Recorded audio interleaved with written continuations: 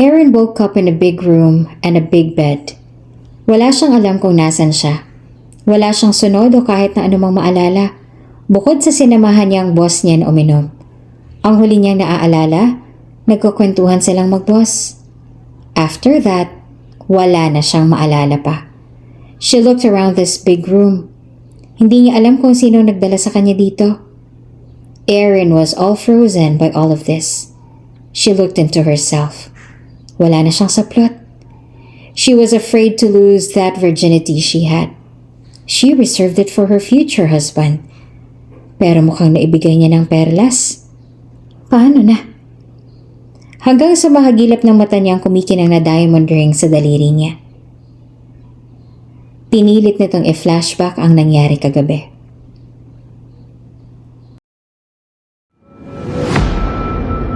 Kung bago ka pa lang sa channel na ito, Ate Jane TV, huwag kalimutang pindutin ang notification bell and subscribe button. Sana po hindi naman malaking abala sa inyo ang pagpindot ng subscribe button dahil ang kapalit po nito ay ang pagsuporta para makapag-produce ng mga libreng stories sa mga channels ni Ate Jane. Maraming salamat!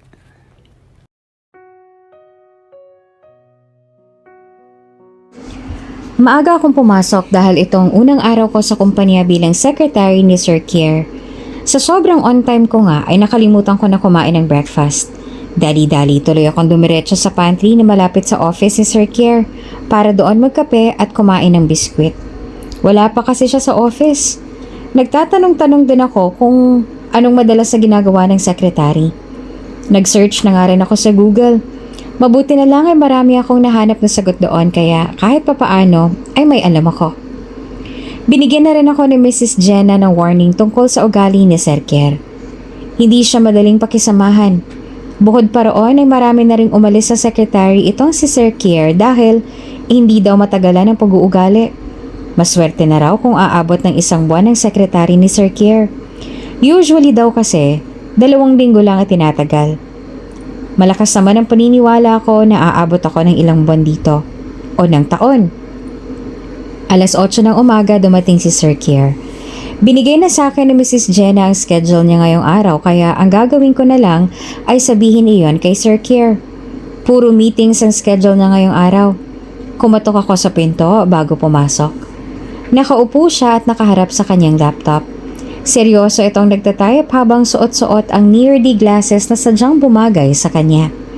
Tinignan niya ako pero mabilis lang dahil inilipat niya kaagad ang tingin sa laptop niya. I also found some papers on his desk. Lumapit ako sa kanya at sinabi ang schedule. I also asked him kung may ipag-uutos pa ba siya bukod sa ipagtitimpla ko siya ng kape. Mrs. Jenna told me that I should make coffee for him 3 times a day. No creamer and sugar. Give me 5 boxes of bond paper from the storage room. Matigas niyang sabi sa akin. Oh? Hindi mo ba narinig ang sinabi ko? I need those bond papers now. Sabi niya ba habang nakatitig sa mga mata ko ng seryoso. Mabilis akong tumango at lumabas ang opisina niya kahit nagtataka ako kung bakit kailangan ko pang pumunta ng storage room kahit na may mga bond papers naman na available sa ibang floors. Nagtanong-tanong ako kung nasaan ang storage room at nalaman ko na nasa 10th floor pa pala iyon sa kabilang building. Kinakailangan ko pa na pumunta sa kabila para kunin ang mga pinapakuha niya sa akin. Hindi ko nga alam kung nananadya ba ang araw ko ngayon dahil sira pang elevator at kasalukuyan nitong inaayos. Wala tuloy akong choice kundi ang gamitin ng hagdan para makaakyat sa sinasabing storage room. Malapit na ako mawalan ng hininga sa ginawa kong pagtakbo dahil sa pinag-uutos ni Sir Kier sa akin. Mabuti na lang talaga na biniyayaan ako sa pagtakbo ng mabilis. Noong makarating ako sa storage room, doon ako nagkaroon ng problema dahil sarado ito. Kinakailangan ko patuloy tumawag ulit sa utility area para buksan ang storage room. Mabuti na lang at may number ako ng utility for emergencies like this. Maraming salamat po, kuya. Pagbukas ni kuya ng pinto ay kaagad akong pumasok sa storage room para kunin yung mga bond papers. Binuhat ko yon pababa hanggang sa madala ko kay Sir Kier. Marami pang pinagawa sa akin si Sir Kier pagkatapos noon. May pinapadala siya sa akin na package na kailangan ko raw dalhin sa courier para silang mag-deliver. R&J Express ang pangalan ng courier kaya hindi ko alam kung saan yun nakalocate. Eh di ayun nga, dahil hindi ko alam kung saan ang opisina ng R&J Express. Kailangan ko pang gumamit ng GPS para lang malocate yon. Mabuti na lang at malakas ang signal kaya mabilis na nag-load yung map. Nag-taxi ako papunta sa sinasabing location ng R&J Express. Medyo mahaba yung pila nung pumasok ako sa loob. Buti na lang, may special services sila kapag empleyado ng KGC ang kaharap nila. Mabilis lang din yung process kaya hindi ako natagalan. Bumagal lang ako ng kaunti nang umulan ng malakas. Wala tuloy ako masakyan na taxi pabalik ng opisina. Hapon na pero hindi pa rin ako nakakabalik ng office. Tumatakbo ako habang nakalagay sa aking ulo ang bag pansalag sa ulan. Dahil umaambon na naman nang makarating ako sa KGC, hinahabol kong paghinga ko na makapasok ako sa loob. Nakayuko pa ako habang hinahabol ang paghinga. Okay ka lang? Tanong sa akin ni Sir Ronnie. Tumango naman ako. Sir, andito na si Erin. Papupuntahin ko po ba sa office ninyo? Bahagyang kumunot ang noo ko sa sinabi ni Sir Ronnie. Pinapahanap ba ako ni Sir? Hindi ba alam niyang nagpunta ako sa courier para doon sa package siyang pinapahatid sa akin? Saan ka ba galing at basang-basa ka? Diyos ko girl, nakakaloka ka. Pati ako natataranta sa'yo.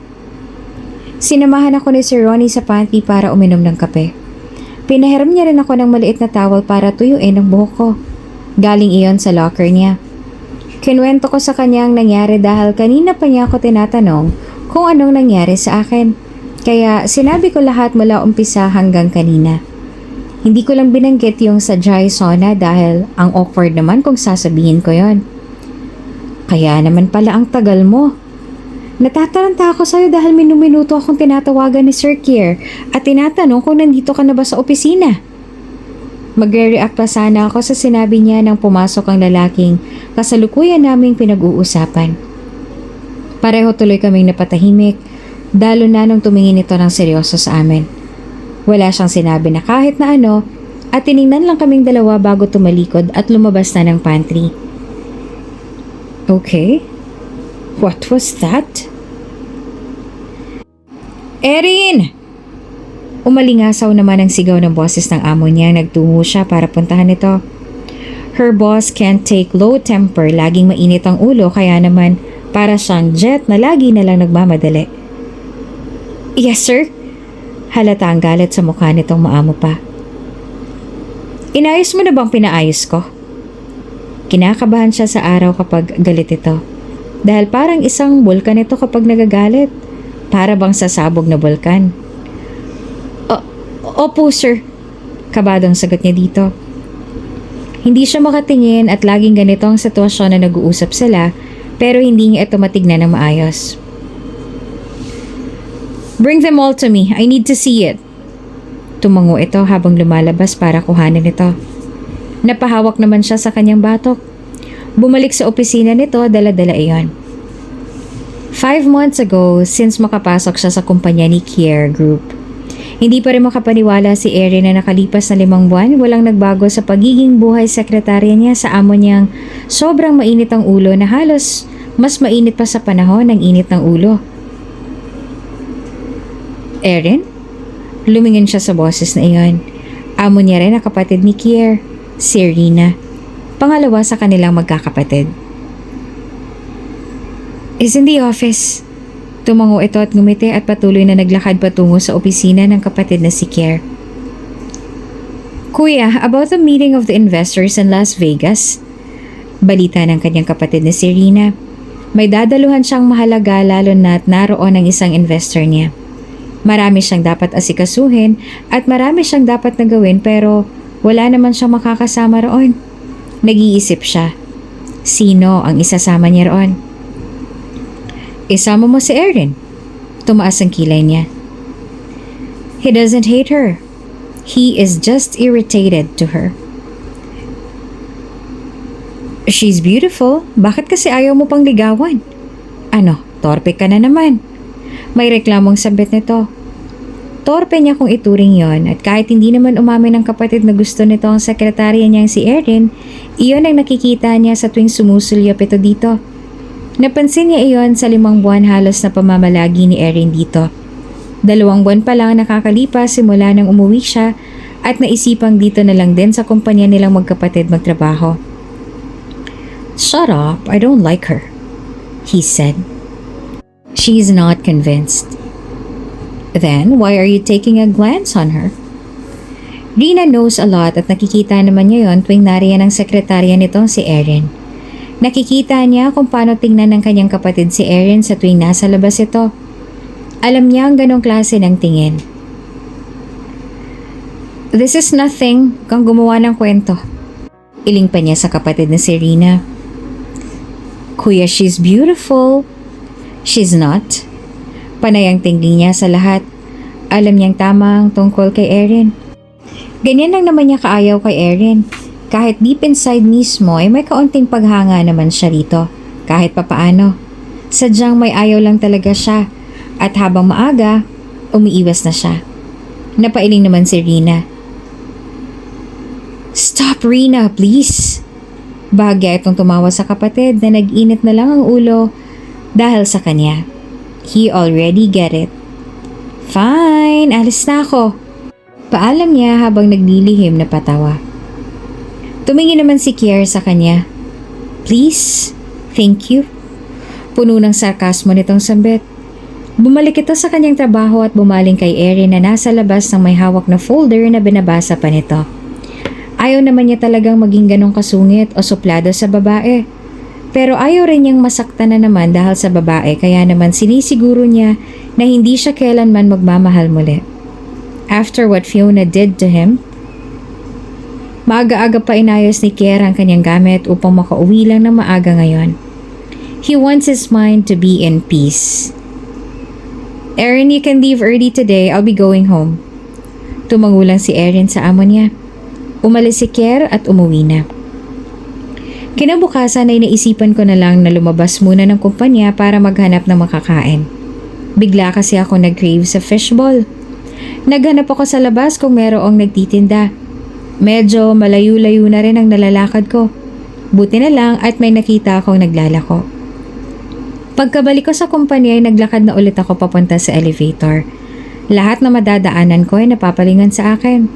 May tumatawa pa nga dahil sa hawak-hawak kong fishball. Feeling mga rich talaga tong mga to ah. Baka nga mas mabango pang ingrown ko sa hininga nila. Mga walang hiya. Pagkasakay ko rin ng elevator, masama pa rin ang tingin sa akin ni ating elevator girl. Pasalamat siya, wala ako sa mood makipag-away. Kung hindi, tinusok ko na ng stick yung mata niyang parang tarsier. "Hindi pwedeng magdala niyan dito." Pagsaway niya sa akin. Nag-make face lang ako, tumusok ng 2 fishball sa hawak kong plastic cup, sabay ko yung inuya at sakto namang bumukas na ang elevator. "I don't talk to strangers." Sabay flip pa ng hair habang naglalakad palabas ng elevator. Napagtripan kong umupo sa upuan ni Sir. Umiikot kasi yon kaya natipuan ko. Habang nakasakay ako at umiikot ang upuan, nasagi ng paningin ko ang laptop niyang naroon sa mesa. Medyo bukas kasi yon kaya umiilaw. At dahil na-curious na naman ako, inusog ko ang upuan palapit sa table ni Sir. Saktong pagbukas ko noon ay biglang bumukas ang pintuan kaya dahil sa gulat napatalon pa ako ng bahagya. Pati ang sausawan ng fishball sa plastic cup ay natapon. At yung laptop ni Sir ang napunteriya nun. Wala pang segundo ay mabilis ko yung pinunasan gamit ang tissue na nasa table niya. Buti na lang meron doon. "What are you doing in my laptop?" Tanong niya sa akin bigla. Hindi pa niya napapansin ang natapon doon. Dahil sa sobrang kaba ko at pagkabigla ko, ay bigla ko nalang pinindot ang power button na matagal kaya namatay ang laptop. "What the? Did you just close my laptop?" Sumisigaw na pagtanong niya kaya mas lalo akong kinabahan, lalo pa nang tapikin niya ng malakas ang table. Walang salitang lumabas sa bibig ko dahil sa gulat sa ginawa niya kaya napatango na lang ako ng dahan-dahan. "Holy! How about my report?" Mabilis siyang lumapit sa laptop. Muli niyang pinindot ang power button kaya nag-start na nga yung magbukas. Nagantay siya hanggang sa magpop-up ang home screen. My report! Bakit mo pinatay? Sumigaw na baling niya sa akin. I haven't saved the report I made. Why did you turn it off? And who told you to intervene my things? Why did you bring that food here in my office? Wala man lang bang sumaway sa'yo? Dagnag niya pang ikinaiyak ko. Sorry sir, hindi ko po talaga sinasadya. Paghingi ko ng tawad habang nakayuko. Ayokong ipakita sa kanyang pagtulo ng luha ko. Do you know how important my report is? I need it tomorrow. It's freaking important for this company, for me as a CEO. I need it much more than... Napatigil si sir sa sasabihin nang ma-realize niya sigurong masasaktan ako sa sasabihin niya. Pero kahit hindi niya itinuloy, alam ko na kung ano yon. At yun ang dahilan kung bakit bigla na lang parang may kumurot sa puso ko at nanikip bigla ang dibdib ko. Napapikit ako at pinilit na pakalmahin ang sarili ko. Hindi ako tumigil sa pag-inhale and exhale. Ilang beses ko yung inulit-ulit at bumuntong hininga bago ko muling dahan-dahang tumingala sa kanya. Hindi ko po talaga sinasadya, sir. Pasensya na po. Hindi ko po talaga intensyon na matapunan ng laptop mo, sir. Sorry po, sorry. Paghingi ko pa ulit ng tawad. Okay, then. Mukhang naawa na siya sa akin. But you need to come with me in Las Vegas for a meeting with investors. Pagdiinan niya pang sinabi na ikinabigla ko. Po? Di ba sabi niyo po hindi po kayo nagsasama ng babae sa mga travel meeting ninyo? Nauutal na pagtatanong ko. Not this time. Simpleng sagot niya. Ano naman pong gagawin ko ron? Simple.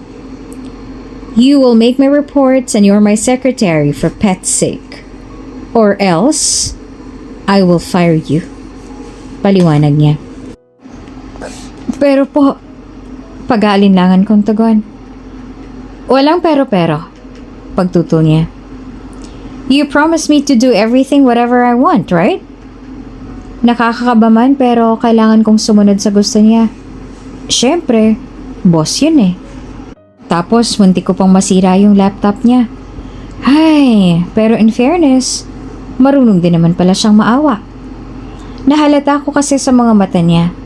Tapos, sasama pa niya ako sa ibang bansa. Great experience din yon. Madami ako matututunan and at the same time, makakagala pa ako. Alas 11 ng umaga, lumapag ang eroplano. Gulat na napamulat si Erin nang marinig ang boses ng piloto.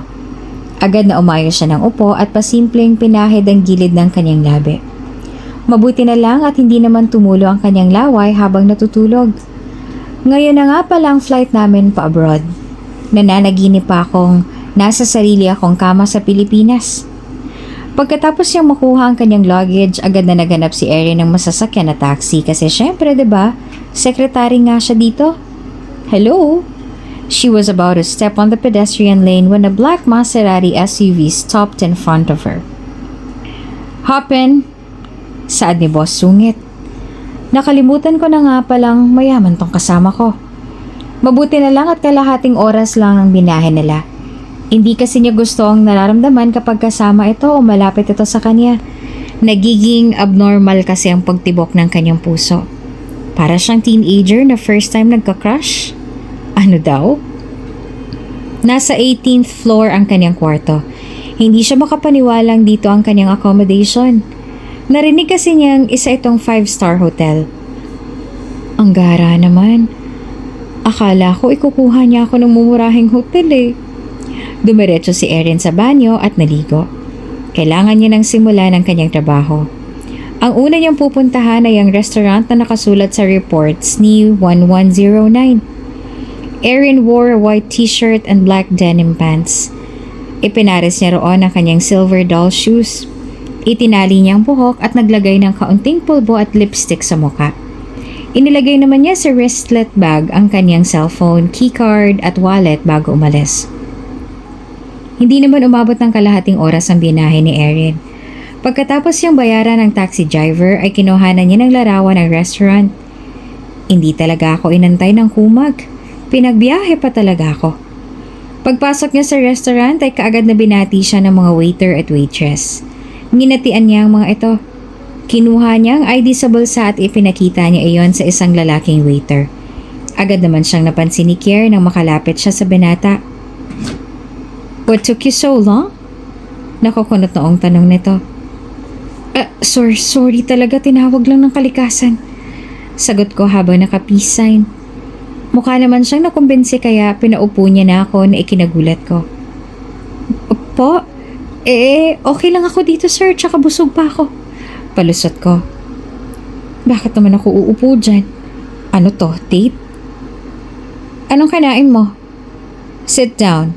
Or else, wala na ako nagawa kundi ang umupo. Gutom na din naman ako eh." Pagkatapos namin kumain, ay agad kong inayos sa mga schedule niya for tomorrow. So ngayong gabi ay free siya kaya nagsabi siyang mamaya na ako matulog dahil may pa-party daw ang ilang business partners niya. Pa-welcome daw sa kanya dito sa Las Vegas. Para din daw makagala na ako for a while. "Sir, may bisita po kayo." Saad ni Erin na nasa pintuan at pinagbuksan ng dalawang lalaki ang kanyang kaibigan na sina Nigel at Ray. Nakangisi pa ang dalawa nang tumuloy lamang. Umalis naman si Erin habang siya naman ay kausap ang dalawang kaibigan. "At ano namang nagdala sa inyo dito?" Pagsusungit pa ni Kier sa dalawa. "He just didn't expect them." "Bro, nandito kami para makiparty. Hindi mo ba kami na-miss?" Sabi ni Nigel. And then he rolled his eyes. Napansin naman ni Erin na malalim ang pinag-uusapan ng tatlo kaya nanahimik na lang siya sa gilid. Gustong-gusto na sana niyang uminom kaso lang ay baka malasing ang amo niya. Nakita niyang tumayo na ang tatlo kaya napatayo na din siya. Bit-bit ang gamit niya. Lumabas siya para sana uminom. Erin saw him kaya sumunod agad si Erin. "Leaving, sir?" Tanong ni Erin sa amo niya. Umalis na din kasi agad ang mga kaibigan nito dahil may mas importante pa silang uunahin kesa sa kaibigan. Man needs, kaya agad naman na naintindihan niyo ni Kier. He needs someone to be with him when he heard Erin's voice. "Do you want to join me out?" "I need someone with me. Do you drink?" Kinuha na lang ni Erin ang gamit niya at sumunod na agad sa boss niya. "May problema ka ba, sir?" Tanong naman ni Erin sa boss niya. "My ex just returned, asking me for a talk." "Erin, Fiona is my girlfriend for a year. How can you believe that I found out she was cheating on me after graduation? I caught her with another guy. Making out." Tumawa si Kier. "I don't have plans of getting back to her. For him, Fiona will always be a woman who can't be serious. Pinaglalaroan siya ni Fiona for those years at hindi niya iyon agad napansin. He's foolishly in love with Fiona." "Isn't she your first love?" "Sabi nila, first love never dies." Kier chuckled. Napaparami na nang naiinom si Erin at hindi niya yun namamalayan dahil sa nag-e-enjoy siya sa pagkwento ni Kier. "Drunk," bulong ni Kier habang nakangiti pa nakatingin kay Erin.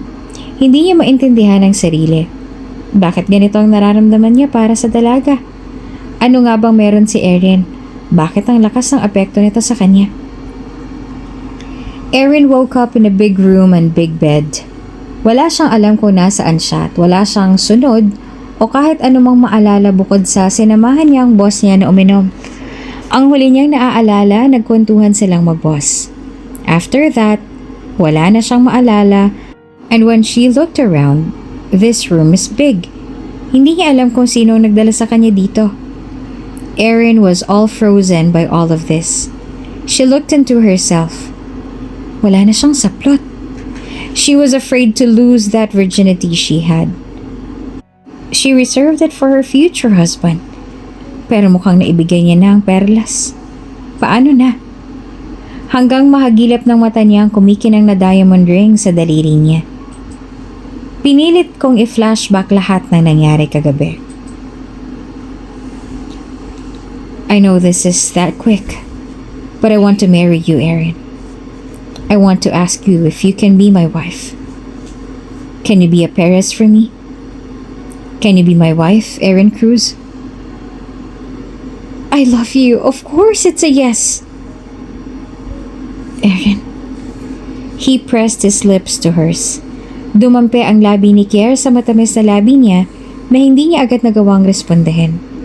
She cannot respond and she was in shock. Tila ba'y naninigas siya sa gulat niya sa paghalik ni Kier sa kanya, na lumalim pa nga hanggang sa mapahiga naman siya sa kama, dala na din ang pagkahilo dahil sa impluensya ng alak. Kier never stopped on kissing her. He deepened his kiss. I love you.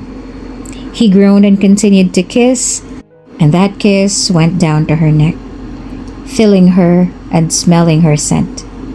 Erin was just lying, at sa sensasyon na kanyang nararamdaman, she ignored all the things she can hear and focused on him. Yumakap si Erin sa kanyang leeg at habang si Kier ay patuloy sa paghalik sa kanyang labi. Those kisses. Sumanghap si Kier at tumingin sa kanyang mata. There's happiness in her eyes. Muli siyang bumalik sa ginagawa. Ang sensasyon na siyang nararamdaman sa kanyang sistema ay tila ba tumindig ang kanyang balahibo sa haplos ng daliri nito sa kanyang katawan. She can't move herself nang buong ang kininikier ang katawan niya. Her body did not move nor respond to stop him. Dahil hindi siya makakilos sa nakakaadik at nakakabiliw na pag-angkinikier sa kanya ng buong buo. Buong pagkatao niya ang inangkin nito. She bit her lip habang nakatitig kay Kier. Napapapikit na lamang siya sa ginagawa ni Kier sa kanya. Malakas na lang na daing ang kanyang nagawa. She can't control herself and bit his neck. Pinipigilan niyang merong lumabas sa kanyang bibig.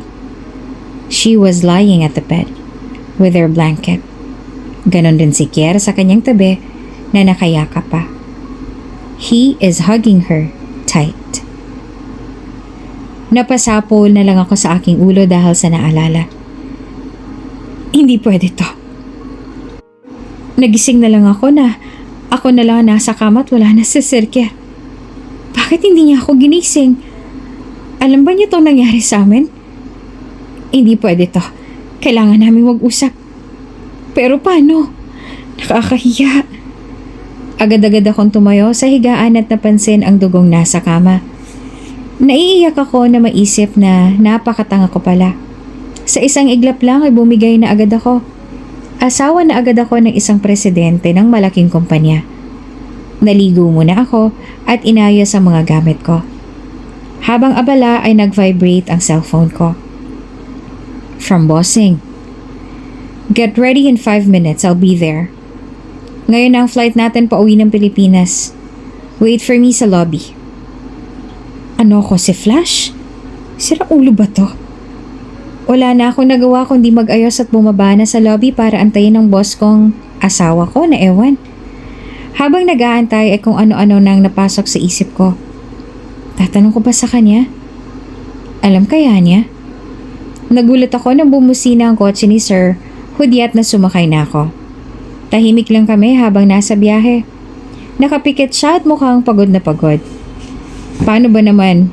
Nagsolo siyang umalis at iniwan ako na sekretarya niya tapos yung kagabi pa na ayaw ko nang maalala. Ayoko naman siyang gambalain pa sa pamamahinga niya, baka mayay masisante pa ako. Hanggang sa eroplano ay tahimik lang siya. Pagdating sa Pilipinas, sa opisina muna kami dumiretso para sa kinabukasang schedule niya. Habang nagtitipa ako sa laptop ay nagulat ako na umimik siya. I know you're aware of what happened last night. We were both drunk to the point na hindi na natin alam ang mga ginagawa natin. I'm sorry about that. Diretso lang naging tingin niya sa akin habang nakapumulsa. Sir, paano po yun? Kailangan nating ma-divorce agad? Ayun agad ang nasabi ko. Sa ngayon, hindi ko masisingit yan. Gustuhin ko man, Madaming nakapilang trabaho na nakaabang sa atin. Pareho naman nating hindi gusto, diba? So magantay na lang tayo ng free nating oras pareho. And then babalik tayo sa Las Vegas for filing a divorce. Mahabang litanya ni Sir Kier. Sa ngayon, total asawa naman na kita. Sa bahay ka na muna magstay from now on. Dagdag pa niya. Hindi pa nga nagsisink in yung mga una niyang sinabi. Dinagdagan pa niya. Po? Bakit doon? Teka lang, sir. Hindi pa ako tapos magsalita, nilayasan niya na ako. Ano bang balak niya? Titira kami sa isang bahay? Nahihibang na yata siya. Pero natatakot din ako na kapag hindi ako sumunod, ay baka sisantahin niya ako. Ang hirap-hirap kayong magganap ng trabaho. Wala akong magagawa kundi sumunod sa gusto niya. Sakto din namang nalalayuan ako sa inuuwian kong apartment, tapos talo pa ako sa pamasahe. Wala namang mali siya sa amin eh. Tsaka sa kanya din naman na nanggaling yon. Pagkatapos ng diskusyon namin, ay sinabihan niya akong sumabay na sa kanya pagkatapos daw ng ginagawa ko. Pagpasok ng sinasakyan nila Erin sa mansyon ng mga Perez, ay hindi niya maiwasan na humanga sa sobrang ganda ng mansyon ng mga ito. May malaking fountain sa gitna ng garden. May isang babaeng statue na nakaupo sa gitna ng fountain habang napapalibutan naman ito ng mga bulaklak. Wow, ang ganda! Bulalas ko sa sarili ko sa sobrang ganda ng garden ng mansyon. Pagdating sa bahay niya, ay agad kaming sinalubong ng katulong niya at binitbit ang mga dala namin. Dumaan muna kasi kami sa dati kong apartment at kinausap ang may-ari nito, kaya kami ginabi. Sumalampak na lang bigla sa sofa si Sir Kier. Mukhang pagod na ito. Habang nakakapikit ito, ay inikot-ikot ko muna ang paningin ko sa buong mansyon. Napakalaki at ang daming mamahaling gamit ang nasa loob nito. Nagulat ako na magsalita si Sir Kier. Follow me. I'll show you our room. Ha? Ano daw? Mabilis naman ako nag-iwas ng tingin dito para lang pakawala ng kanina ko pang pinipigilan ng ngiti. Ha? Kalma self. Panalo ako. Nasa harap na kami ngayon ng isang kwarto. Alam ko na iyon ang magiging silid namin. Sabik na binuksan ko iyon. Agad ako napanganganong sa pagbukas ko ng pinto ay tumambad sa paningin ko ang isang malaki at magandang silid. Sobrang linis rin iyon. Dahil puro puti ang kagamitan na naroon at para bang hindi man lang nadadapuan ng alikabok ang loob. Close your mouth. Para kang tanga. Pukaw sa akin ni Sir Kier na nagpatikom sa aking bibig. Sinamaan ko ito ng tingin pero hindi na ito iyon nakita dahil nakatalikod naman siya sa akin. Nakita ko na lang na may pinindot ito sa dingding at pagkatapos nun ay may nagbukas. Muli na naman ako namangha nung mapagtanto ko na isa iyong malaking closet kung saan sobrang daming gamit ang naroon. Long sleeves, suits, mga relo, sapatos, korbata at kung ano-ano pa. Wala sa sarili kong sinundan papasok doon si Kier. Napatigil ako sa paglakad nung mapansin ko na tumigil rin ito at natuon ang atensyon ko sa isang partikular na lugar. Tiningnan ko ang tinitingnan nito. Napangiti naman ako nang mapansin ko na nakaayos na roon ang mga gamit ko. Grabe, ang bilis naman nilang ayusin. Natutuwa na wika ko. Napansin ko naman ang paggamot ni Kier sa kilay nito, garon din ang pagbuntong hininga. Your things are... Anong problema sa mga gamit ko? Walang ideya na tanong ko.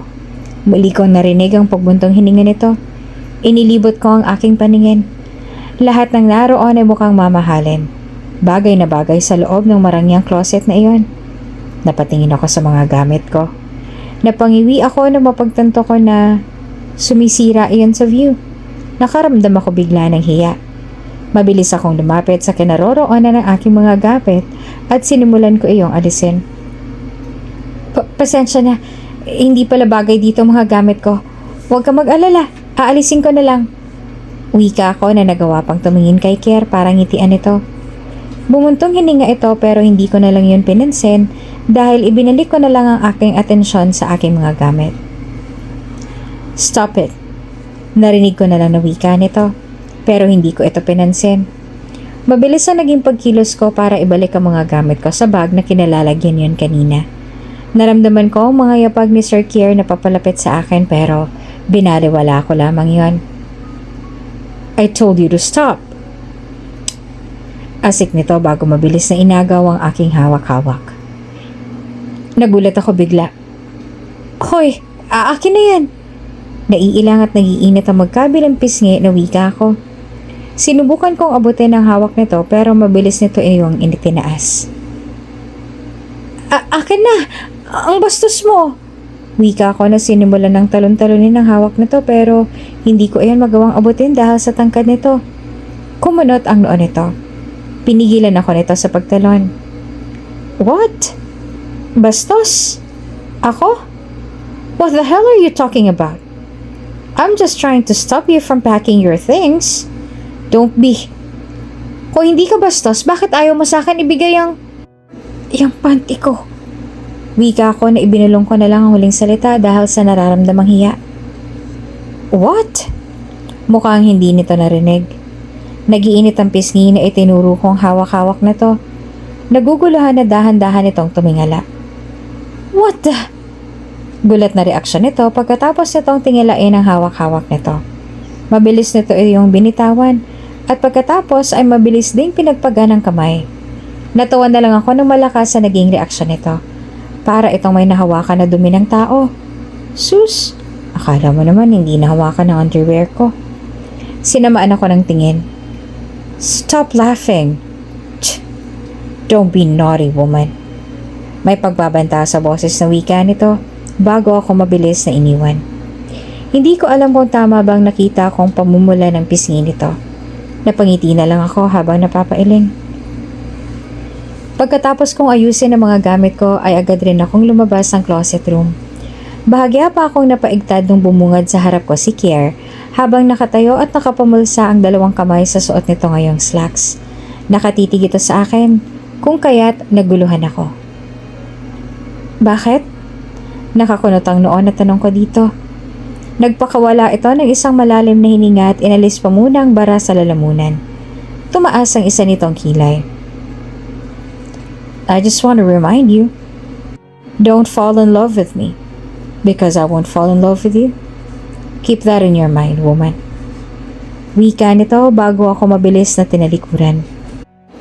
Nagugulahan naman na sinundan ko na lang ito ng tingin habang papalabas ng kwarto. Napaisip ako ng malalim sa mga sinabi nito. Anong problema ng lalaking yon? Napailing-iling ako. Sira ulo talaga. Hindi ko napigilang iusal. Napabuntong hininga na lang ako at sinundan na lang ang lalaking yon palabas ng kwarto. Kier's POV. I turned off my alarm clock and it's 6 a.m. Agad akong bumaling sa higaan ni Erin pero napakunot ang noo ko nung mapagtanto ko na wala na ito roon. Hindi na rin ito nagawang tiklupin ang hinigaan nito. Hindi ko napigilang mapaasik bago bumangon. Labag sa loob ko na inayos ko na lang din ang hinigaan nito. Napapaasik pa rin na tumuho ako sa CR pagkatapos. Natigilan na lang ako na bigla na lang sa paglabas ko ng CR ay tumambad sa harapan ko si Erin. Nanlaki ang mga mata ko na mapagtanto ko kung anong ginagawa nito. Ay, kung kailan naman nagmamadali tsaka pa nagloko tong hook ng aking... Natigil ako sa ginagawa at nanlaki bigla ang mga mata nung sa pagharap nito ay ako ang nakita. What the? Mabilis akong tumalikod at hindi makapaniwala sa nakita. Gulat naman ang reaksyon nito na mabilis ring tumalikod sa akin. Nanlaki pa rin ang aking mga mata at alam ko na ganon din si Erin. I caught her while hooking her bra. And I can't believe that. Nakita mo? Nakita mo? Nasa boses nito ang pagkataranta. Nararamdaman ko rin na nagmamadali na ito sa ginagawa. Did I see that? Sunod-sunod ang naging pagluno ko. Hindi! I lied. The hell? Bakit ako nauutal? Sinungaling? Bastos! What? Ikaw nga to kung saan-saan na lang nagbibihis. And now you're accusing me? That's not right, woman. You should blame yourself and your... Huwag kang haharap. Wika nito dahilan para matigil ang akmang pagharap ko dito. My heart beats fast. Napahawak ako sa aking bewang at napatingala sa kisame. Nagbuga ako ng hangin pagkatapos. Calm down. Bakit mabigla ka nalang sumusulpot? Saan na? Tanong nito pero bago ko pa man yun masagot, ay narinig ko na ang mabilis nitong yapak palabas ng aking kwarto. Umayos ang upo ang mga kasamahan ko sa trabaho nang matanaw ng mga ito si Kier, na ngayon ay kakalabas lang ng opisina nito. Mahahalata sa mukha nito ngayon na meron itong malalim na iniisip. Napayuko ako nang mapadaan ito sa harap namin dahil sa takot na mapansin ako nito. Nakahinga naman ako ng maayos nang tuloy-tuloy lang ito sa paglalakad na para bang wala itong pakialam sa paligid. Pakiramdam ko ay may problema ito kung kaya't napakunot ang noo ko. Ano kayang problema ng lalaking yun? Pagkausap ko sa aking sarili, pero agad ring napailing-iling. Wala akong pakialam. Binaliwala ko na lang ang kagustuhang alamin kung ano man ang problema ni Sir Kier. Itinoon ko na lang ang buo kong atensyon sa aking trabaho. Napatingin ako sa pinagmula ng boses. Napapatulala ako sa babaeng nakatayo ngayon sa harapan ni Kier, na sa tingin ko ay kalalabas lang mula sa kotse nito. Namangha ako sa angkin nitong kagandahan. Mahahaba at mapuputi at makinis nitong binte. Matangos ang ilong nito. Mapula ang natural nitong mga labi. Nangungusap ang mga mata nito habang nakatingin kay Kier. Maabong mukha nito at para ba itong babasaging kristal na nararapat lang ingatan. Okay, see you later. Sagot ni Kier na ikinabaling ko dito. Nagpalipat-lipat ang tingin ko sa mga ito. Ngumiti ang babae bago kumaway at sumakay sa kararating lang na kotse. Sinundan naman ito ng tingin ni Kier. Napakunot naman ang noo ko na mapansin ko na halos hindi maghiwalay ang tingin ng mga ito. Hayop. May kabit ang siraulo. Hindi ko na lang napigilang iusal. Hindi ko alam kung bakit parang ang bigat ng aking pakiramdam. Mabilis ako napatingala sa langit nang mapansin ko na bumaling sa akin si Kier. Mukhang uulan na. Usal ko habang pilit na pinapakalma ang aking dibdib. Sa tingin ko anumang oras ay babagsak ng ulan dahil sa makulimlim na langit. Nang makarinig ako ng tunog mula sa kotse ni Kier ay muli ako napabaling sa direksyon nito. Napagtanto ko na pinindot nito ang isang bagay na hawak nito upang ma-lock ang kotse. At pagkatapos ay naglakad na ito papasok ng gusali. Napamaang naman ako dahil doon. Hindi man lang niya ako nilapitan para magpaliwanag. Harap-harapang naglolo ko sa asawa, ganun ba yun? Inis na usal ko sa aking sarili. Nahihibang na yata ako. Bakit naman siya magpapaliwanag? Hindi naman kami totoong mag-asawa. Agad rin naman ako natigilan nang mapagtanto ko ang naging reaksyon ko. Bigla na lang kasing sumampal sa akin ang katotohanang peke lang pala kami ni Kier at hindi dapat ako magreklamo. Lakas mong maging demanding, Erin Cruz. Wala ka namang karapatan. Napapailing at napapabuntong hininga na lang akong paalala sa sarili. Bakit ba ang sungit ko sa sarili ko lately? Kier's point of view. Nauna akong umuwi sa bahay dahil may pupuntahan pa daw si Erin kaya hinayaan ko na lang. Ano bang pake ko doon? Pero parang naglalaban ng utak at isip ko kakaisip kung nasaan nga ba siya. What's happening with me? Kaya eto ako ngayon. Nasa terrace at umiinom ng wine. Nararamdaman ko na ang presensya ni Erin. Hindi ako nito nakikita dahil patay lahat ng ilaw sa aking kwarto. Napakunot noo ako nang maramdaman ko na tuloy-tuloy lang sa paglalakad si Erin at para bang wala itong balak buksan ng ilaw. Maglalakad na sana ako patungong may pinto para buksan ng ilaw nang magulat naman ako sa sunod na nangyari. What the? Gulat na reaksyon ko nang bigla na lang bumagsak sa akin si Erin at dahil hindi ko agad ito nahawakan ay dumaos-dos ang mukha nito pababa sa aking katawan hanggang tumama iyon sa gitnang parte ng aking mga hita. Yumakap ang mga braso nito sa aking tuhod. Umungol pa ito at nagpainit sa magkabila kong pisngi at naghatid ng kakaibang pakiramdam sa bagay na nasa gitnang parte ng aking mga hita. Lumipas ang ilang segundo, pilit kong pinapakalma ang aking sarili. Napakunot noo ako nang maramdaman ko na unti-unting bumibitaw ang mga braso ni Erin sa aking binti. Mabilis akong yumuko para pakiramdaman ito. Bigla akong nataranta at nakaramdam ng pag-aalala nang mapagtanto ko na wala itong malay. What the hell is happening to Erin? Erin's point of view. Bahagya akong napangiwi nang maramdaman ko ang kirot ng aking sentido. Dahan-dahan ko ring iminulat ang mga mata ko habang pinapakiramdaman ang aking sarili. Fire them all! Yes, do what I said. I'm the boss so you must obey me. Do your job properly. Huwag puro babae ang atupagin mo. Galit na wika ng isang tinig na nagpakunot sa aking noo. Ang ingay.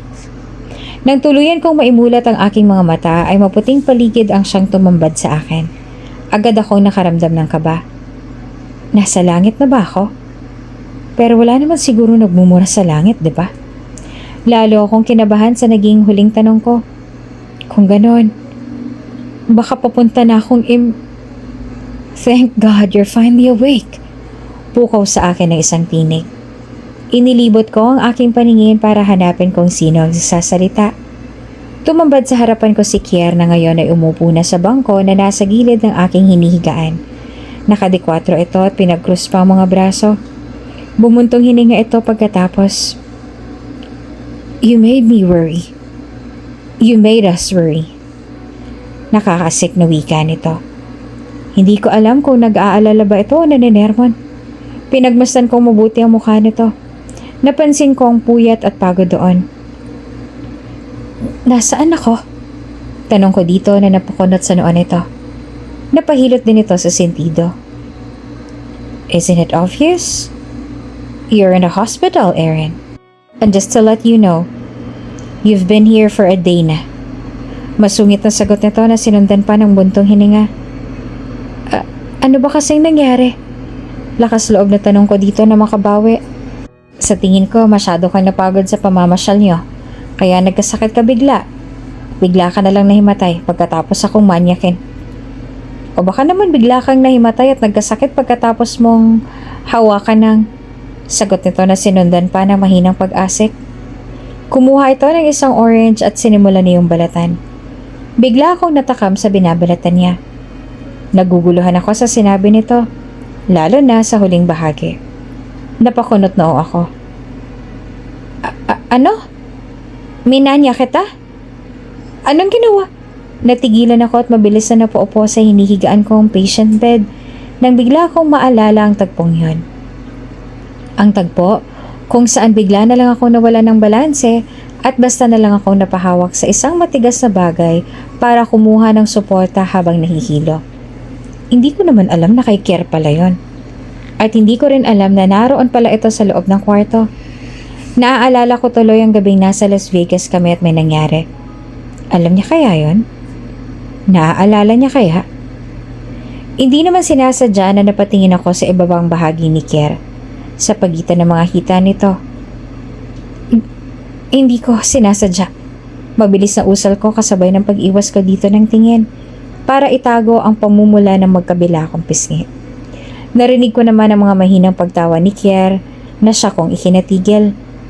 Ang sarap sa pandinig ng tawa nito. That's fine, baby. As long as you will only touch mine. Wika nito na ikinamulaga ako. Napatingin ako dito. Ano? Sumilay ang pilyo nitong ngiti. But don't do that again if you don't want to be bitten. Wika pa nito bago sumubo ng isang piraso ng orange. Literal na napanganga ako sa sinabi nito. Naninibago ako sa ikinikilos nito. Ang pagkakatanda ko ay hindi kami ayos nito at hindi ito ganito kasira ulo. Lumala yata ito simula nung manatili ito sa opisina nito sa loob ng 2 araw. Ano bang sinasabi mo? At saka, baby, huwag mo nga akong tawa. Naputo lang iba ko pang sasabihin nang subuan ako nito ng isang pirasong orange na kinakain nito. Stop asking questions. We need to go. We have a lot of time once we get home. Wika nito na tumayo na. Pumunta ito sa may sofa at doon ay kinuha itong paper bag. Magbihis ka na muna. Hintayin kita sa labas ng kwarto.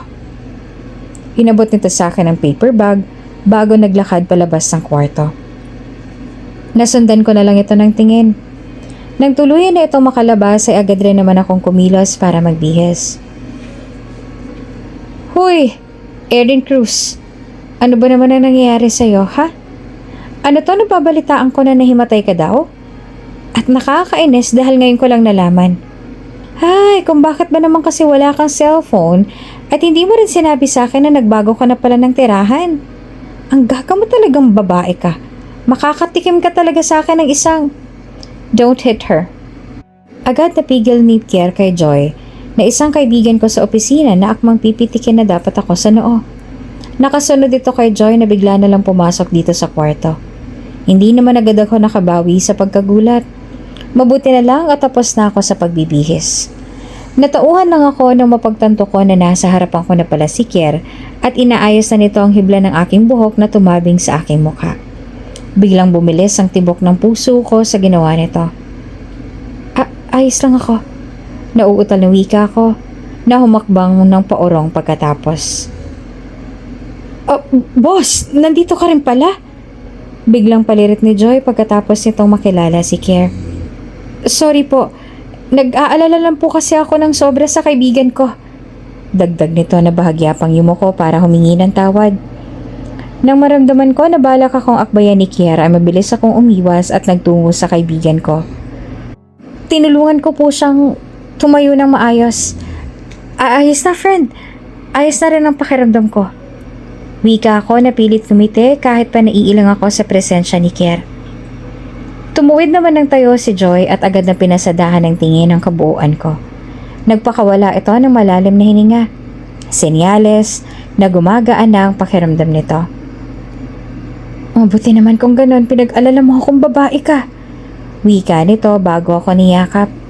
Natuwa naman ako sa ginawa nito. Agad rin naman itong bumitaw sa akin. Teka, alam ba ito ng boyfriend mo? Biglang tanong nito pagkatapos akong bitawan. Hindi ba alam nito na mag-asawa kami ni Kier? Siya na lang hindi pa alam samantalang kaibigan ko siya. Boyfriend? Sabay tanong naman ni Kier. Napatingin kami sa isa't isa dahil doon. Agad na kumunot ang noo nito. Sinamaan pa ako ng tingin. Kumunot din ang noo ni Joy dahil sa naging reaksyon namin. Nagpalipat-lipat pa ang tingin nito sa amin ni Kier. Napamaang ako sa naging tanong nito. Ano bang sinasabi nito?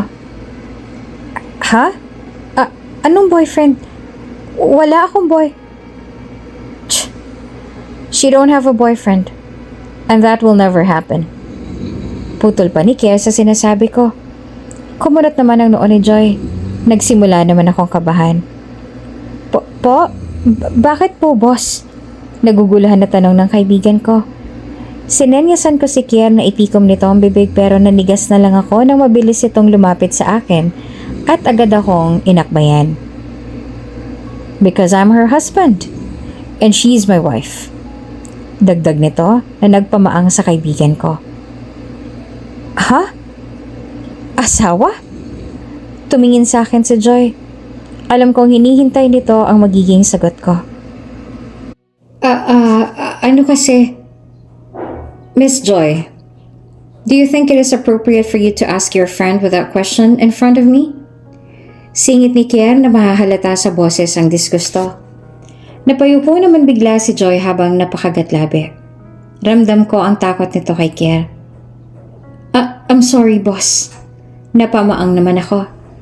Nakaramdam ako bigla ng tensyon sa paligid. Hindi ko rin maiwasang makaramdam ng inis kay Kier dahil sa inasal nito. Pakiramdam ko ay ipinahiya nito ang kaibigan ko.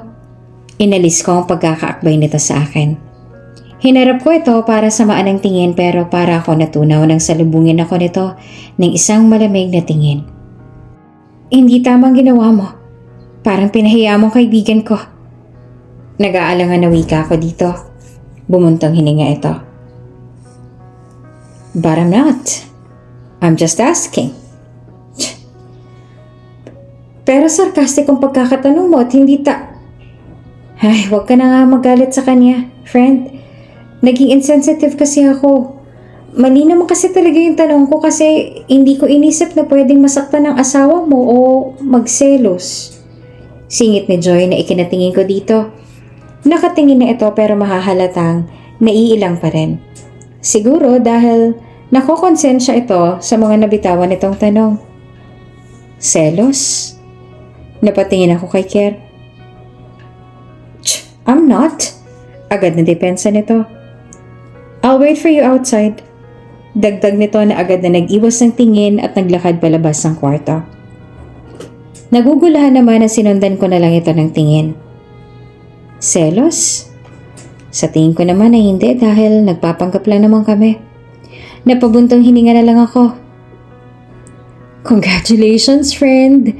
Pukaw sa akin ni Joy na ikinabaling ko dito. Ngumiti sa akin. Yun dapat ang una kong sinabi kaysa magtanong. Pero dahil nasabi ko na, sagutin mo na lang ang mga tanong ko. So paano? Kailan? Bakit hindi mo sa akin sinabi, friend? Himig nagtatampo na tanong nito. Napahawak ako bigla sa sentido ko. Hindi ko alam kung paano ito sasagutin lalo't alam ko na naghihintay sa labas si Kier. Pwede bang saka ko na lang ikwento, friend? Pwede bang magpahinga na muna ako? May pilit na ngiti na tanong ko dito. Baka kasi nakakalimutan nito na kakagaling ko lang ng sakit. Natawa naman ito ng mahina. Ay, oo nga pala. Sige friend. Wika nito bago ko inakay palabas ng silid. Bigla akong nag-crave sa ice cream. Please take your dinner first, Aaron. I'll wait you upstairs. Wika ni Kier na makarating kami sa bahay. Nasundan ko na lang ito ng tingin. Bahagya pa ako napakunot ang noon na mapansin ko na huminga pa ito ng malalim na para bang pagod na pagod ito at may malalim na iniisip. Ang swerte mo sa asawa mo, anak. Pukaw sa akin ni inay na mayordoma dito sa mansyon na ikinatingin ko dito. Nasa mga mata nito ang kinang. Sinyales na natutuwa ito. Po? Ngayon pala nakauwi si Kier simula nang madala ka kahapon sa ospital, ma'am. Singit naman ng isang katulong habang nakangiti. Narinig ko naman ang mahinang pagtawa ni inay na siyang nagpakunot sa aking noo. Bumaling ako dito. Makahulugan naman itong ngumiti sa akin. Sobra yung pag-aalala niya sa'yo, iha. Hindi ka niya talaga iniwan sa ospital kahit pa may mga problemang mangyari sa kumpanya. At hindi rin siya naligo at natulog. Tumawa ito ng mahina. Napansin mo ba na yun pa rin ang suot niya? Hindi niya na kami inabala pa napuntahan kayo sa ospital dahil siya na daw ang bahala sa asawa niya. Pagpapatuloy pa nito. Na para bang kinikilig pa. Napatingin ako bigla sa may hagdan kung saan naglakad patungo sa kwarto nito si Kier. Noon ko lang napagtanto na yun pa nga rin pala ang suot nito nung huli kami magkita sa kumpanya. Bigla ko rin naalala ang galit nitong tinig kanina sa ospital noong magising ako. Siguro nga ay may problema na naman sa opisina. Ay, siya, iha. Kumain ka na muna para mabawi mo ang lakas mo. Muling pukaw sa akin ni inay na naglakad na palabas ng kusina. Tahimik ako naglakad patungong kwarto namin ni Kier. Dahan-dahan ko rin binuksan ang pinto upang hindi ako makalika ng ingay. Nakahinga ako na maluwag na mapansin ko na abala sa harap ko ng laptop nito si Kier. Bagong ligo na rin ito, pero hindi pa ito nagagawang suklayin ng buhok. Sa tingin ko ay nagmadali ito upang makaharap agad sa trabaho. Nag-aalangan pa na tumikim ako para kunin ang atensyon nito. Lumingon naman kaagad ito sa akin at ngumiti po muna ako para itago ang nararamdamang kaba. Dinalang kita ng pagkain? Baka kasi gutom ka na. Sobrang bilis ng tibok ng puso ko. Hindi ko rin alam kung bakit parang nahahalina ako sa itsura nito ngayon. Mas nadagdagan kasi ang charm nito dahil sa magulo nitong buhok at suot na salamin. Inaasahan ko na kukunot ang noon nito at tataasan ako ng isang kilay. Pero nagulat ako nang umiti ito. Come closer. Malumanay na wika pa nito. Ha? Para akong hipnotismo na naglakad palapit dito. Nagulat na lang ako nang bahagyan nitong hinikit ang aking braso para mapaupo ako sa kandungan nito. Pakiramdam ko ay bigla akong natauhan. Hoy, sandali. Anong ginagawa mo? Akmang tatayo na sana ako pero mabilis itong pinulupot ang isang braso sa aking bewang. Ipinatong rin ito ang baba sa aking balikat na nagpatuod sa akin. Pigil ang naging paghinga ko. I'm so exhausted. Wika nito na sinundan pa ng pagbuntong hininga. Nararamdaman ko nga ang pagod nito. And I think I need you as my energizer. Nakaramdam naman ako ng awa para dito lalo na nang mas idiin ito ang pagkakasubsob sa balikat ko. Sunod-sunod ang ginawa nitong paghinga. Can you feed me? Tanong nito pagkalipas ng ilang segundong katahimikan. Nanlaki naman ang mga mata ko. Ano? Anong tingin mo sa akin? Iyaya mo? Asawa ko. Putol nito sa iba ko pang sasabihin na nagpatigil sa akin. Ang bilis ng tibok ng puso ko. Umubo ako para alisin ang bara sa aking lalamunan. Inalis ko rin ang pagkakapulupot ng braso nito sa aking bewang. Tumayo na ako at sinamaan ito ng tingin. Hindi naman tayo tunay na mag-asawa. Pagtatama ako sa sinabi niya na nagpawala sa ngiti nito. Nakonsensya naman ako bigla kaya mabilis ako nag-iwas ng tingin. May kamay ka naman. Kumain ka na lang mag-isa. Natataranta na wika ako bago nagmamadaling umalis sa harapan nito. Basta ko na lang din inilapag ang dala kong pagkain sa ibabaw ng lamesa nito. Nagpalakad-lakad ako sa kwarto nito. Hinahanap ng mga mata ko ang sapin sa sahig na ginagamit ko pero wala na iyon. Hindi ko alam kung saan na iyon napunta gayong inilalagay ko lamang iyon sa gilid ng kama. You can sleep in my bed. Pukaw sa akin ni Kier na ikinalingon ko dito. Napakunot ako nang mapansin ko na bumalik ito sa ginagawa nito sa laptop. Hindi man lang nito ginalaw ang pagkain. Sa tingin ko ay masyadong mahalagang ginagawa nito kung kaya't inuna pa nito iyon kaysa matulog at kumain. Napabuntong hininga naman ako. Bumalik ako sa harapan nito. Oh, pukaw ko dito na tinapat sa bibig ko ang kutsara na may lamang pagkain. Tumingin ito sa akin, kasabay ng unti-unting pagsilay ng ngiti nito. Maraming salamat, asawa ko. Wika pa nito bago tinanggap ang isinubo kong pagkain. Naalimpungatan na lang ako nang maramdaman ko ang malamig na simoy ng hangin. Sinubukan ko maghagilap ng kumot pero ibang nahagilap ng aking kamay. Napamulat ako bigla. Kier? I forgot to give you a blanket. Wika nito na tumingin sa kamay nito pagkatapos. Napatingin rin ako doon. Napamulaga ako at natataranta na mabilis inalis ang kamay ko sa kamay nito na siya ko palang nahawakan. Sorry. Wika ako na mabilis na napaupo sa kama. Biglang nawala ang antok ko. Ngumiti lang ito ng bahagya bago tumalikod sa akin patungo sa walk-in closet nito. Napakunot ako dahil pagbalik nito ay dala na nito ang sapi na inilatag ko sa sahig. Itinatago ba nito iyon? Pinagmasdan kong mabuti si Kier na ngayon na inilatag na ang sapin. Halata sa mukha nito ang pagod at ang malaking eyebags nito ang siyang patunay. Nang mapagtanto ko ang ginagawa nito ay akmang tatayo na sana ako para lumipat. Pero, you can stay in my bed. I'll sleep here. Putol ni Kier na nagpatigil sa akin. Ha? Nakamaang naman na tanong ko dito. Imbes na sumagot ay humiga na lang ito sa sahig at ipinikit ang mga mata. Nagpakawala pa ito ng isang malalim na hininga. Napatingin ako sa orasan na nakadikit sa dingding. Napakunot noo ako na mapagtanto ko na 2:00 na madaling araw. Hindi ako makapaniwala na ngayon pa lang ito matutulog. Napapansin ko rin sa working table nito ang mga papeles na hindi ayos ang pagkakasalansan. Muli akong bumaling sa direksyon ni Kier. At ngayon ay pabaling-baling sa hinigaan nito. Sa tingin ko hindi ito komportable sa pwesto nito. Tumikim naman ako na mahina. Dito ka na lang matulog. Mabilis ang tibok ng puso na usal ko. Agad namang nagmulat ng mga mata si Kier, kung kaya't nagkasalubong ang mga paningin namin nito. Halos manikip naman ang dibdib ko nung unti-unting sumilay ang ngiti nito. Lalong hindi ko na magawang pakalmahin ang aking sarili. Mali yata ang ginawa ko. Okay.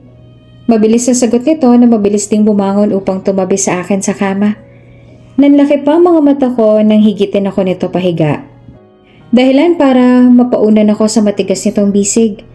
Agad rin itong ipinulupot ang isang braso sa aking bewang. Uy, babangon na ako kaya dito na kita pinapatulog. Wala naman akong sinabi na magtatabi tayo. Kinakabahan na wika ako habang itinulak ito palayo sa akin. Pero hindi ko magawang makawala dito dahil mas hinigpitan pa nito ang yakap sa akin. Baka maulit na naman yung nangyari. Nakakatakot. Sa tingin ko ay wala talaga itong balak pakawalan ako kung kaya't lalo kong naramdaman ang mabilis na pagtibok ng pasaway kong puso. Sunod-sunod ang ginawa kong paglunok ng laway. Napakagatlabi pa ako pagkatapos. Malingang talaga ang ginawa kong pag-alok dito ng higaan. Kumalma ka, Erin Cruz. Bulong ko sa aking sarili. Naramdaman ko na lang ang pagsubsob ng mukha ni Kier sa aking balikat. Pigil naman ang naging paghinga ko ng dahil doon. Bahagya ako ulit itong itinulak palayo. Pero natigilan ako na mapagtanto ko na mahina na itong humihilik. Hindi naman makapaniwala na napabuntong hininga na lang ako. Dahan-dahan kong tiningnan ang mukha ni Kier. Hindi ko napigilan ang aking sarili na hawakan yon upang bahagyang ilayo sa aking balikat. Para pa ako napaso nang dumampi ang malambot nitong pisngi sa palad ko. Ang gwapo. Wala sa sarili na usal ko. Agad naman ako natigilan nang mapagtanto ko ang binitawan kong salita. Tinapik ko rin ng mahina ang aking pisngi nang mapagtanto ko na nakangiti na pala ako. Anong nangyayari sa'yo, Erin Cruz? Tanong ka sa aking sarili habang napapahawak sa aking dibdib. Tumuwid na lang ako ng higa at pilit na pinakalma ang sarili. Kinabukasan ay nagising na lang ako dahil sa mahihinang mga boses na para bang nagtatalo. Hindi ko naman maiwasang mapakunot ang noo habang ginugusot ang aking mga mata na wala pa sanang balak na magmulat dahil sa antok. Nabusisan kong si Kier yon at siguro may problema na naman sa opisina. Nang bumaling sa akin si Kier at magkasalubong ang mga paningin namin, ay agad na nataranta ang aking puso. Mabilis ako dito nag-iwas ng tingin para pakalmahin ang sarili. Umalis na rin ako sa higaan. Don't go near them. Basag ni Kier sa katahimikan na siya namang nagpatigil sa akin sa akmang paglalakad patungong CR. Dahan-dahan akong humarap dito. Ha? Kanino? Bakit? Nagugulahan na tanong ko dito. Hindi ko alam kung bakit ako nito pinagbabawalang maging malapit sa mga ka-office mates ko na ngayon ay mga kaibigan ko na. Ayun sigurong tinutukoy niya. Ano bang problema doon? Malapit din naman ito sa ex nito. At hindi ko naman ito pinagbabawalan. Hindi ko alam kung bakit bahagya ako nakaramdam ng inis sa kaalaman na close pa rin ito at ang ex nito. Napabuntong hininga ako. Ayos lang ba na pagbawalan namin ng isa't isa kahit hindi naman talaga kami totoong mag-asawa? Narinig ko ang pagbuntong hininga nito. And I'm sorry for what I've said to you a few days ago. Wika nito imbes na sagutin ang tanong ko. Natahimik naman ako sa paghingi nito ng paumanhin dahil hindi ko yan inaasahan mula dito. Hindi ko tuloy alam ang dapat kong sabihin.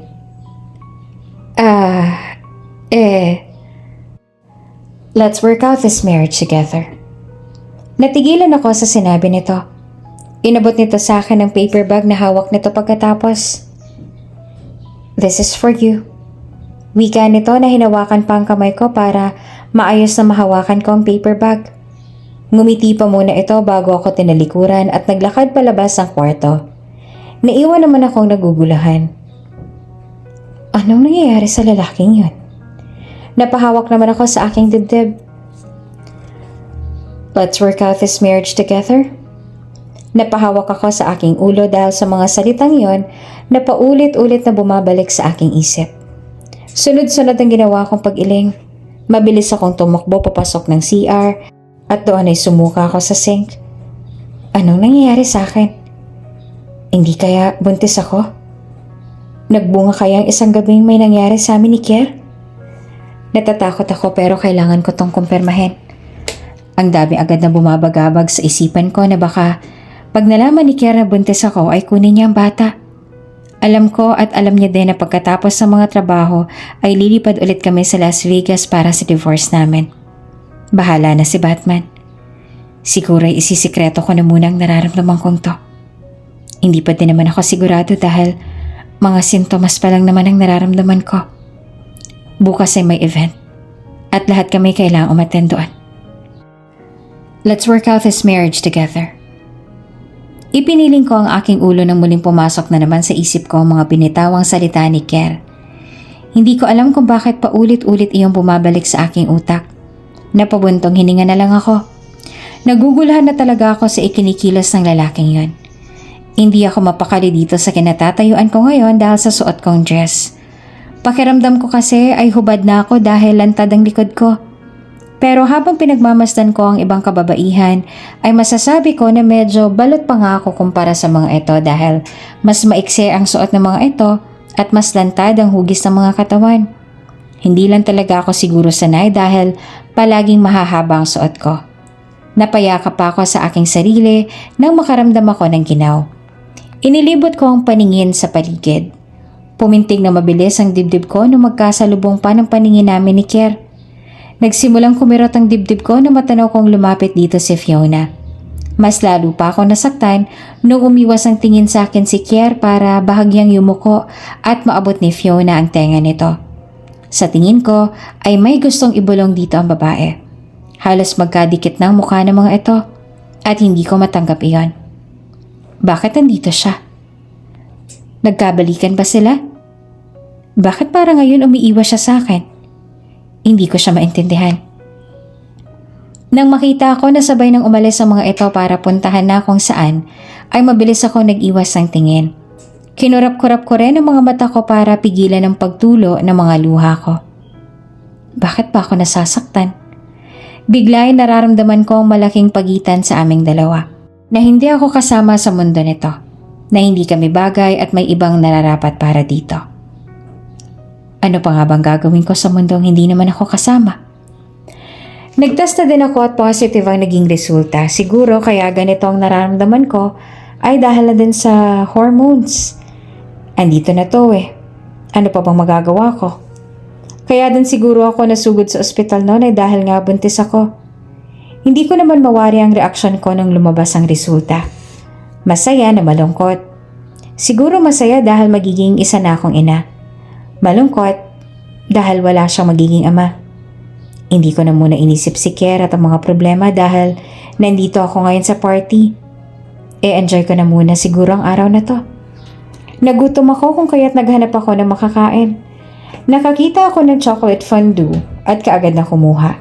Nilantakan ko kaagad yon dahil ng isang araw pa akong nagkikrave nun.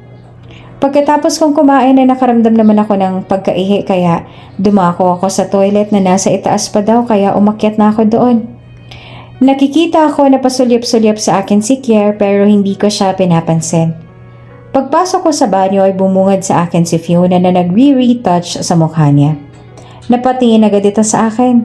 Sa sobrang tarantay napadiretso ako sa sink at nakalimutang naiihi pala ako. Habang naghuhugas ng kamay ay biglang nagsalita ito. Hi, hindi na ako magpapaligoy-ligoy pa. I know the issue between you and Kier. Sa likod ng maganda at maamong mukha nito, ay maldita at masungit pala siya. Ako ang nababagay kay Kier at hindi ikaw o kung sino man. Aksidente lang naman ang kasal niyo, diba? Kaya magagawan pa yan ng paraan. Paano niya kaya nalaman? Sa ines ay tiningnan ko lang siya at umalis sa harapan niya. Ayoko magalit dahil baka biglang masapak ko siya. Pahakbang na ako sa hagdan nang maramdaman kong nakasunod pala siya sa akin at itinulak ako sa hagdan. Tanging mga paa na nga lang na naaaninag ko at boses ni Kier ang huling narinig ko nang hindi ko na nakayanan ng pagpikit ng talukap ko. You will pay for what you've done to my wife and our baby. Ayun ang huling nadinig ko mula sa boses ni Kier. Alam niyang buntis ako.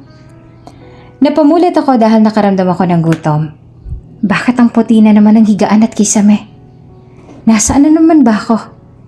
Napansin kong may swero ang isang kamay ko. Huli kong naalala ay nasa party ako at nahulog ako sa hagdan.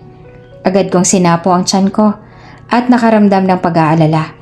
Nagpalingalinga ako at wala akong makitang tao. Dahan-dahan akong bumangon at biglang bumukas ang pintuan. "Hello, Mrs. Perez. Kamusta ang pakiramdam mo?" Ngumiti ako sa kanya. "Okay na po ako, Doc." "Mabuti naman kung gano'n, nakakatuwa kayong mag-asawa. Kanina nang sinabi ko sa mister mo na buntis ka, nako para siyang natuklaw ng ahas dahil hindi siya makapagsalita eh." Nakaramdam ako ng ginhawa sa sinabi ni Doc. Ibig sabihin ay okay ang baby ko. Natatawang saad ni Doc. Akala ko ba alam niya? "Andito po siya kanina?" "Yes, Mrs. Kanina bago ka magising ay kinausap ko na siya tungkol sa dapat at hindi dapat para sa pagbubuntis mo." Tumangulang ako. Andito pala si Kier. Bakit hindi man lang niya nahintay na magising ako? "At since gising ka na, pwede ka nang umuwi. Inayos na ng lahat ng asawa mo ang lahat ng bayarin dito sa ospital." "Salamat po, Doktora." Ngumiti ito at hinawakan ng kamay ko. "Ang ganda mo talaga, Iha. Tapos ang gwapo ng asawa mo. Siguro magiging cute ang anak niyo." Nakangiti ako sa ibinulong ng doktora. "Salamat po ulit." Tumangulang ito at nagpaalam na. Nahawakan ko naman ang impis kong tiyan. Hindi ko maipaliwanag ang nararamdaman ko. Ganito pala ang feeling ng isang magiging ina. I feel so complete and yet sad. Baka kunin lang din sa akin ni Kiera magiging anak namin dahil magde-divorce din naman kami. Nagbabadya nang bumagsak ang mga luha ko. Nagmumuni-muni ako nang bumukas ang pinto at tumambad si Kier doon. Hindi ko alam kung saan susuot. Nahihiya ako sa kanya. Nagulat ako nang nakangisi siyang lumapit sa akin. "I'm going to be a dad? I can't believe it," he said and I nodded at him. Nagulat naman ako sa sinabi niya na akala ko hindi niya ito tanggap pero mas lamang ang kasiyahan dahil nakita ko sa mga mata niya na masaya siya. "Hi baby, this is Daddy. Your mommy and I can't wait to see you," he said in his soft voice. Mas lalo namang lumawak ang ngiti ko ng dahil doon. It makes my heart soft. Akala ko, hindi.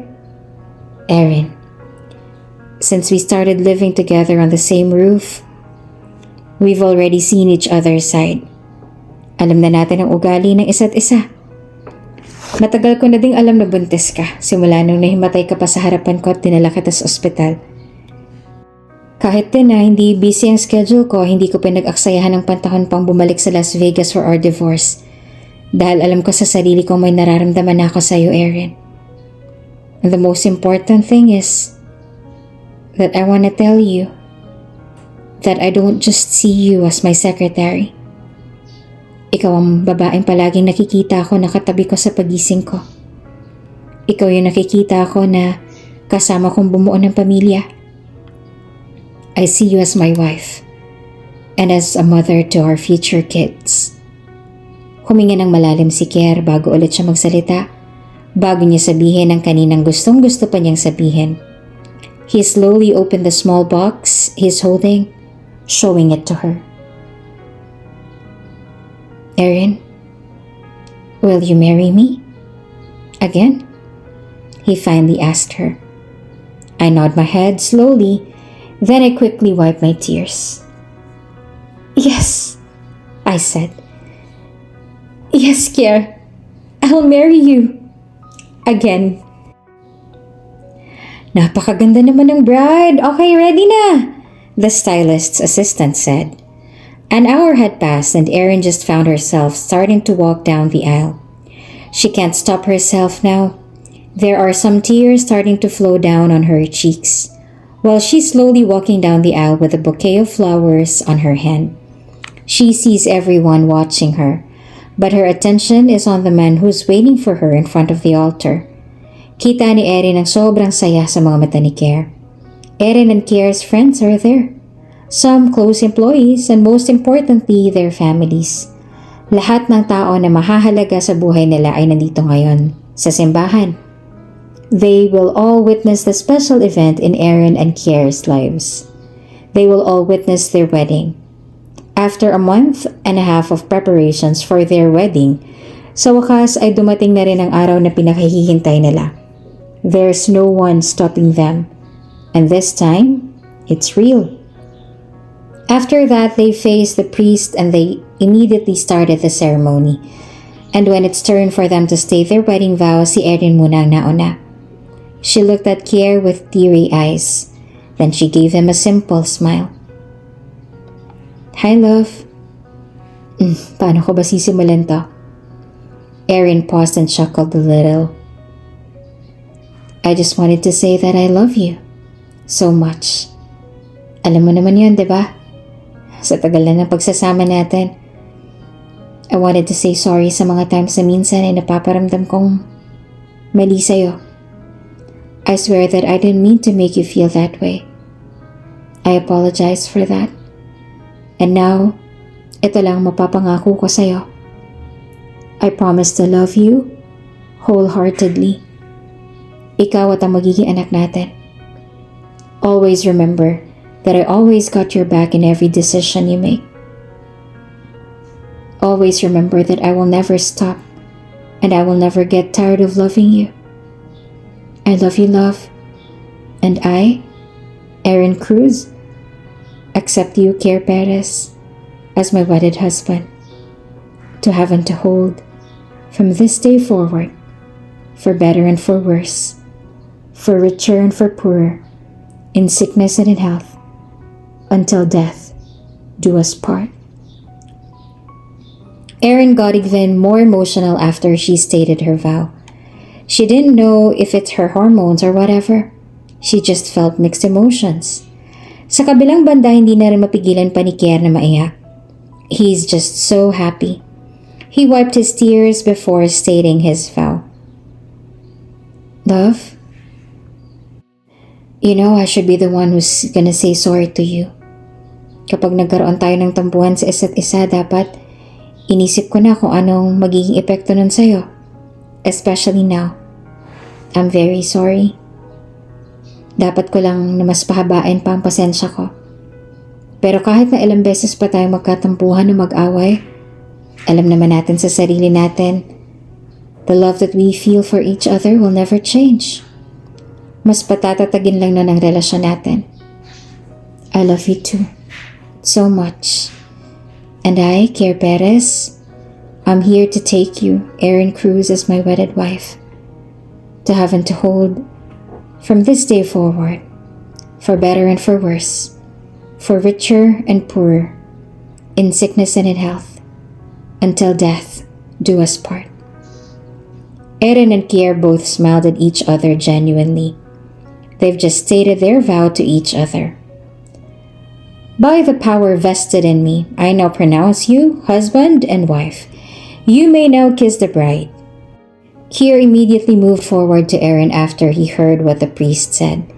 Itinaas niya ang puting belo na humaharang sa mukha ng napakaganda niyang asawa, and Kier held Erin in her cheeks. He kissed Erin in her forehead and next on her lips. They heard how the crowd congratulated and clapped their hands for them. The kiss lasted for about 10 seconds before they finally let go. I love you, they both said to each other. Binalingan nila ang mga tao na nakasakses sa pagsisimula ng bagong yugto sa buhay nila. Ngayon, magsisimula silang ulit ng bagong buhay. Erin unconsciously smiled when something came on her mind. Her boss is now her husband. Again. He chuckled at her thought before looking again at her love. They truly love each other, and no one can ever change that.